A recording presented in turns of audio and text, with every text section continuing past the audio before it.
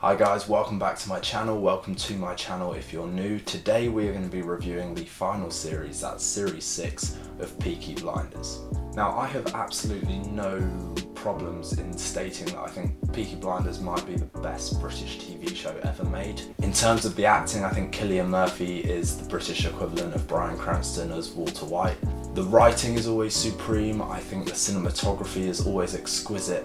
But going into series 6, there was a real narrative shift and a real aesthetic shift to accompany that change in focus that I don't think worked particularly well. Like many viewers, I ultimately was let down by the final series. I think if you look back on the whole show, I think series 6 will stand out as being the weakest of the whole lot. I think the finale itself was fantastic, but the overall series was genuinely quite misfocused and put a lot of attention on areas that weren't as interesting as other aspects of the story or the character. And I know Stephen Knight has responded to kind of the backlash of series 6 in saying that he wanted to do something different and he wanted to make series 6 more of a character study. But the whole show has always been a character study. It's putting Tommy in increasingly more risky and strenuous situations and seeing how his character evolves and responds. And there was always a better balance between Tommy's personal life and his personal beliefs and the larger socio-political landscape that the show operates in. Series 6 devoted a lot of time to Tommy's personal life, whether that was with his children, with his wife, and I don't think that was necessarily the wrong move. But when you look at how much time we spend in Tommy's family circle, you really notice how little time we spend kind of paying off all the loose ends and the kind of political stakes that have been ramped up in series 5 and obviously before that. For instance, Tom Hardy as Alfie Solomons, killed off at the end of series 4, resurrected at the end of series 5, and I think I, like many, probably thought that that meant Alfie Solomons was going to have a big role to play in the final series. You don't just revive a character and then ultimately ignore them. Right, hello. But Tom Hardy got 2 scenes in the whole of series 6, which means including his resurrection, he has had 3 scenes in the last 2 series. And for a character as iconic and integral to kind of Tommy's character journey throughout the show, to give us so little of a character like that really stood out to me. And the same goes for Oswald Mosley. Obviously series 5 set him up to be a very, very big threat for Tommy Shelby. And the only times we really see him in series 6 are around dinner parties. We get far more time spent with Tommy and at Mosley's wife. You've come to my attention. Michael Gray getting arrested in episode 1, then coming back in episode 6 and getting killed off. He didn't really have much of an arc. Arthur Shelby felt very, very sidelined in this show up until the finale, which again seems ridiculous to me because he's always been such an integral character. Right, the fuck is going on? Then there are plot threads that aren't even addressed or paid off, such as Abraham Gold's death and the presence of the Billy Boys, who disappear off the face of the earth. So there was no kind of avenging of that death or closure to that storyline. So I think if you take series 6 as a standalone series, it's not bad at all.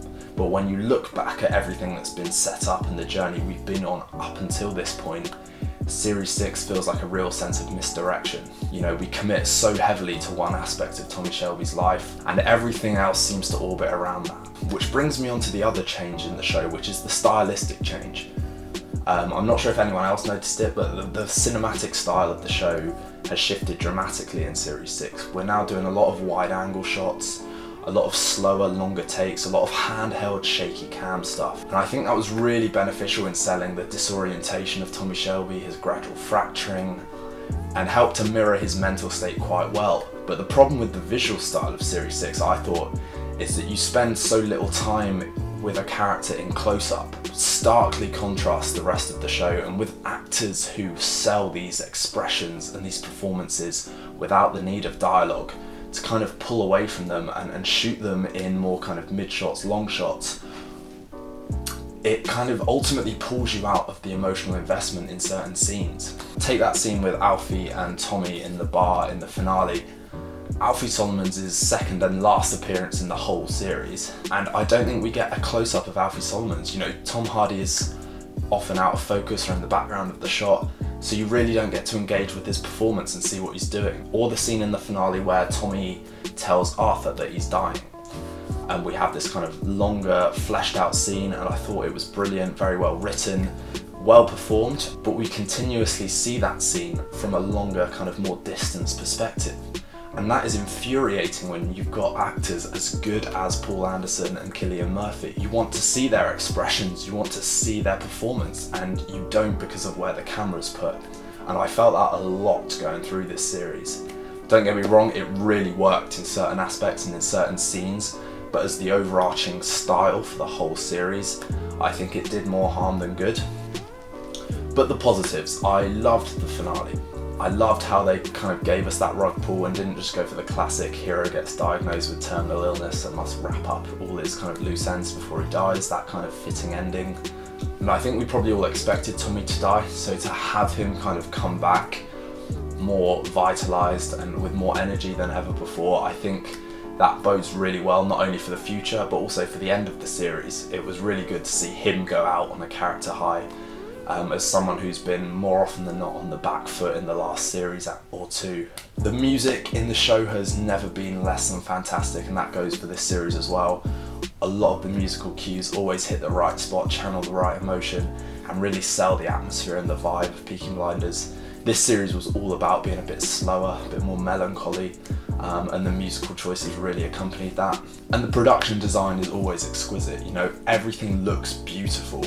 Where do they go from here? I'm honestly not a fan of spin-offs. I much prefer a show that knows when to end and how to end.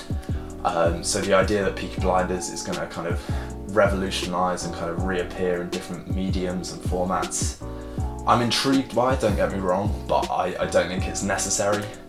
And the idea of adding Tommy's bastard son in the final few episodes just felt like a bit of a kind of bait way to emphasise how the story could continue with the younger generation sort of thing. So I am intrigued, but I think as a standalone show, it ended well. A lot of kind of loose ends were tied up and a lot of kind of alliances were made to solidify the future if they didn't want to continue. So I'm very content with how it ended, but again, it would have been nice to see some of the plot lines that were established and set up to have been honoured and kind of brought to a close in a much more satisfying way. Kind of like Mosley, the whole fascist movement just seemed to drift out of existence come the finale, but I think there's promise of more of that to come. So ultimately we can't comment on it as a complete ending because it isn't. So for now it's good. It's definitely the weakest series to date, but I wouldn't say it's ruined the rewatchability of the show like kind of Game of Thrones, like House of Cards, like Prison Break. Peaky Blinders ended weakly, but by its own standards, being the weakest series of the show, it's still very strong overall. So let me know what you guys thought in the comments below. Please like and subscribe, comment, it would really help my channel. But in the meantime, I will see you next time. Thank you for watching.